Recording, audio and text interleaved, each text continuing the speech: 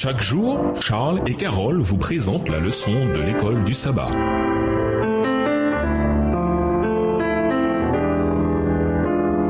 Bienvenue dans votre émission. Dieu nous parle. Nous voilà à la leçon de dimanche, les messages des 3 anges. Juste avant la fin, Dieu envoie ces messages d'avertissement décrits de manière symbolique comme 3 anges volant dans le ciel en donnant de la voix. En grec, le terme pour ange, angelos, signifie messager. Les indications que l'on trouve dans l'Apocalypse laissent entendre que les 3 anges représentent le peuple de Dieu à qui l'on a confié le message des temps de la fin à partager avec le monde.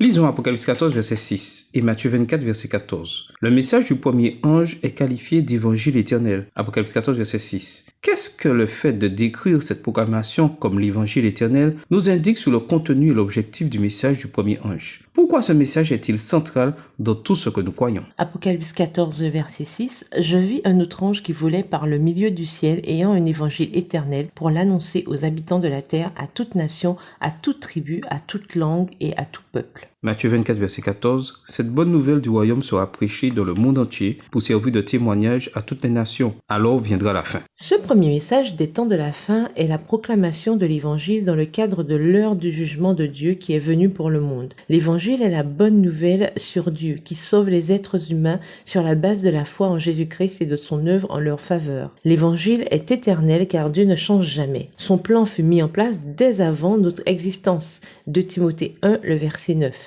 Tite 1, le verset 2. Le message du premier ange comprend à la fois le salut et le jugement. C'est une bonne nouvelle pour ceux qui rendent gloire à Dieu et qui l'adorent comme créateur. Mais c'est également un avertissement de jugement pour ceux qui rejettent le créateur et le signe de la véritable adoration qu'il a donnée, le sabbat du 7e jour. Les 3 anges sont décrits comme proclamant les messages d'une voix forte. Apocalypse 14, les versets 7 et 9. Ces messages sont urgents et importants. Tous doivent les entendre, car ils concernent leur destinée éternelle. En tant que tels, ils doivent être proclamés à toute nation, tribu, langue et peuple. Cette proclamation est particulièrement importante, car au temps de la fin, la bête exercera son autorité sur toute tribu, tout peuple, toute langue et toute nation. Apocalypse 13, verset 7. Les activités trompeuses de Satan d'ampleur mondiale rencontrent une proclamation mondiale de l'évangile à la fin des temps. Les messages des 3 anges sont proclamés par le peuple de Dieu pour contrer Satan et ses alliés. Le dragon, un symbole du paganisme spiritisme. La bête qui monte de la mer, une puissance qui symbolise le catholicisme romain.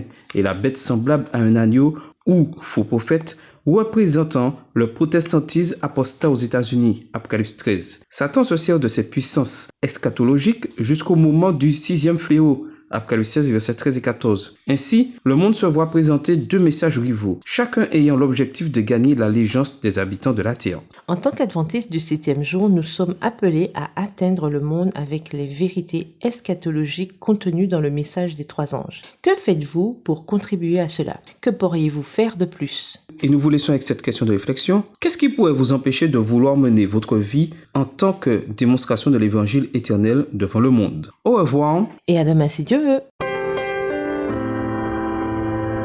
Dieu nous parle.